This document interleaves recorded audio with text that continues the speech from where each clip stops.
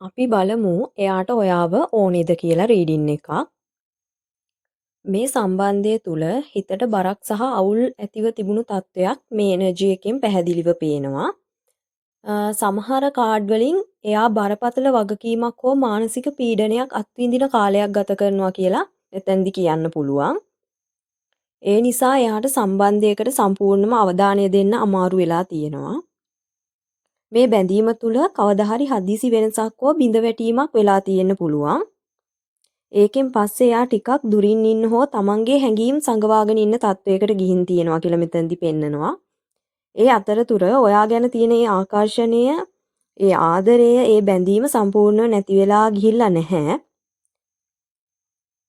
කෙසේ හෝ මේ මොහොතේ එයාගේ හිත පැහැදිලි තීරණයක නැහැ. ඔයාව අනිවාර්යෙන්ම ඕනිද, ඔයාව එපාද කියලා පැහැදිලි තීරණයක් එයාගේ හිතේ නැහැ. නමුත් එයාගේ හිතේ තාම සැක, බය, අවුල් තත්ත්වයන් තියෙන්න පුළුවන්. ඒක නිසා මේ සම්බන්ධය පිළිබඳව ඉක්මන් තීරණයක් ගන්නෙ නැහැ. ෆයිනල් මැසේජ් එක හැම දෙයක්ම තවම ඉවර වෙලා නැහැ. තවමත් හොඳ වෙනසක් වෙන්න පුළුවන් කියන බලාපොරොත්තුවක් තියෙනවා. මම හිතනවා මේ රීඩින් එක ඔයාලට රෙසිනේට් වෙන්න ඇති කියලා. channel එක subscribe කරන්න, like කරන්න, comment කරන්න. ඔයාලට සුබ දවසක් වේවා.